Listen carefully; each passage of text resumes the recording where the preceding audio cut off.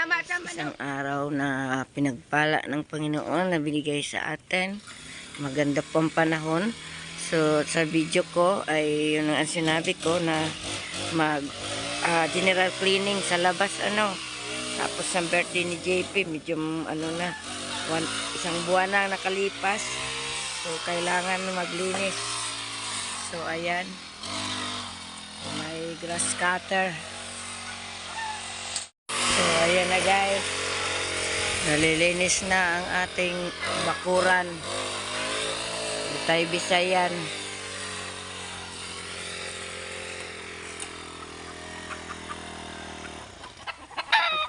Okay. O, diba? Ang bilis. Ang bilis ng luminis. Natanggal ang mga ang mga damo. Guys, diba yan dyan, madamo. So, ngayong araw na ito, isama na ni Tay Bisay yung paglinis dyan sa mga damo na yan para medyo malinis na rin yung harapan ng bahay ng kapitbahay natin, no?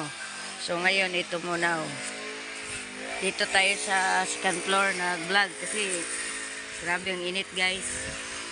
Ayun, kita natin ang view ng, view ng kapaligiran. Kung paano ni Tay Bisay nilinis ang bakuran natin at bakuran, sunod bakuran ng bahay ng ating kapitbahay, guys. Yayamanin kapitbahay natin, guys.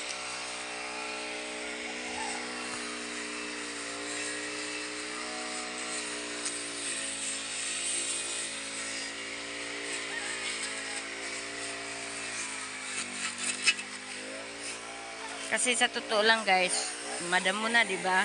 Sabi ko na mag-general cleaning, madamo na. So ngayon, ayan, maganda talaga may grass cutter.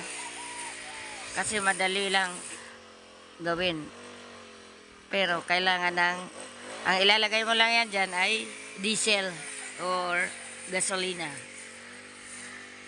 Tanghaling tapat, 12:00 po. Kaya mainit, kaya dito ako sa taas. So, yun, makita nyo ang view ng kapaligiran. May mga, kahoy-kahoy, mga saging-saging. Si Boss JP, pamaywang.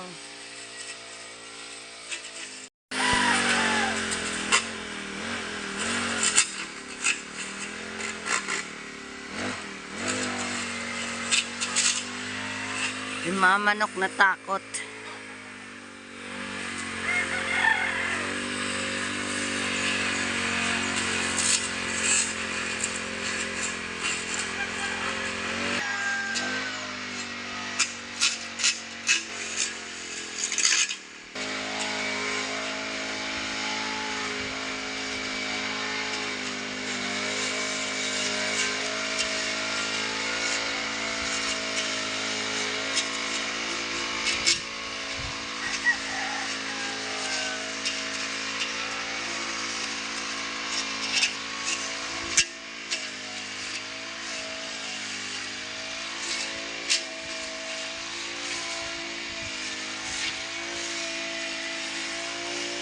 So, ayan na guys, pagandahin natin ang ating bakuran para walang ahas, walang ahas na makapasok sa bakuran natin, guys.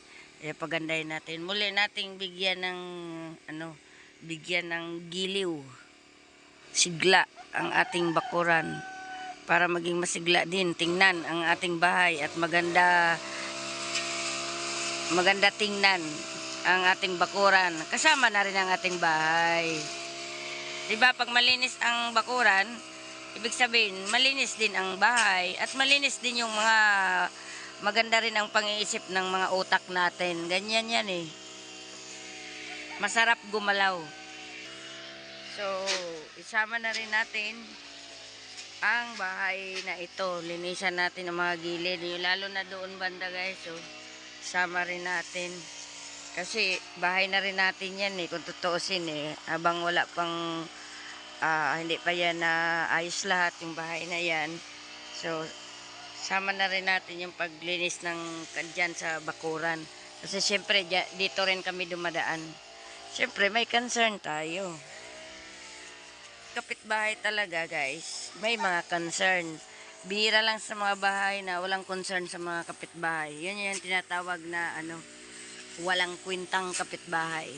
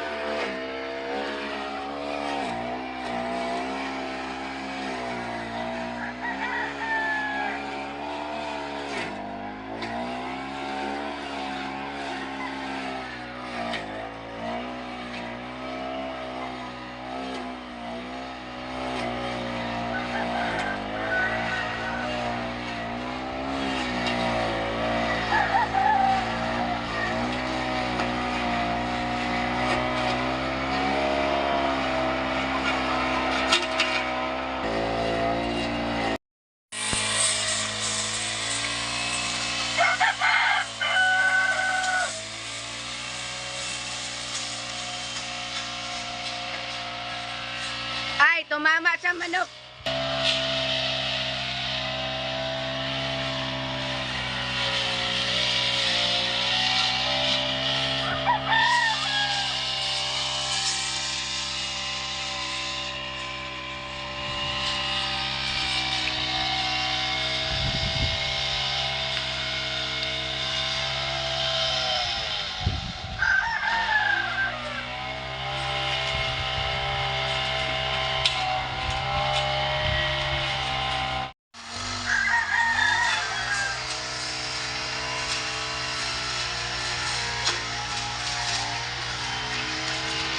Guys, malinis na yung harapan ng bahay ng idol natin, guys. Ayan. So, ayan. Malinis na, grass cutter. Oh, di ba? Malinis na, guys. Oh, di ba? Oh, to. Malinis na.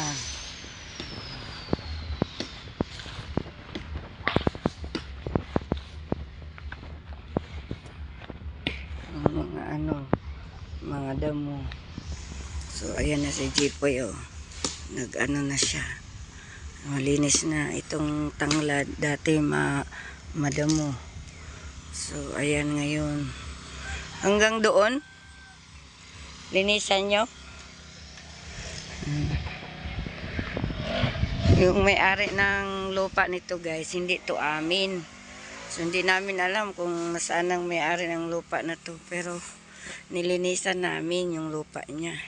Siguro na hindi siya magagalit kasi siyempre pagpunta niya dito magbabayad pa siya sa paglinis. Yung 100 square meter niya ang babayaran niya, mga 2.5 ang pagpapalinis sa mga taong maglilinis. Pero sa ginawa namin, guys, na nilinis namin, siguro naman ay hindi siya magalit kasi nilinisan namin yung lupa niya. Malinis na. Tapos, bakit namin nilinisan? Kasi ilagay namin yung ibang manok dyan. So, siguro, matuwa siya dahil malinis. At isa pa, nakinabang naman din kami. Lagyan namin ng manok. So, Kaya nilinis namin. Pero yung isang purpose dyan, matutuwa siya dahil yung lupa niya ay malinis na at hindi na siya sorry. At hindi na siya magbayad sa pagpapalinis. Nakalibre na. Para kaming dalawa na kinabang. Lupa niya, madamo, nilinisan namin. So, nilinisan namin dahil lagyan muna namin ng manok, di ba? Ganun lang. Bigayan, pero pagdating niya, kung magalit siya, ay wala tayong magagawa kasi lupa niya to ay. And thank you so much po sa lahat ng makapanood ng ating vlog. Hanggang dito na lang. Kaya shout out po sa lahat sa ang sulok ng mundo, mga kalingap. Kaya God bless. And bye-bye po sa lahat. Thank you so much.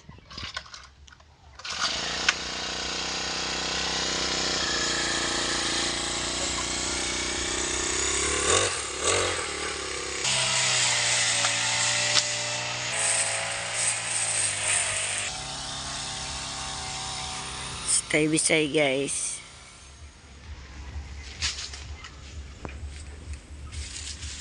Hanggang dito lang guys.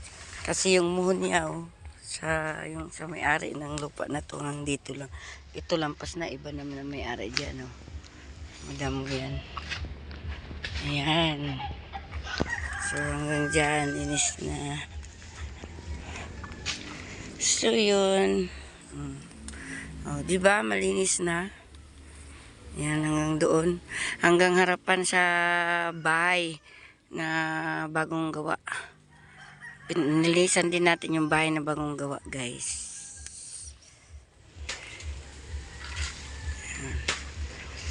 Linis na.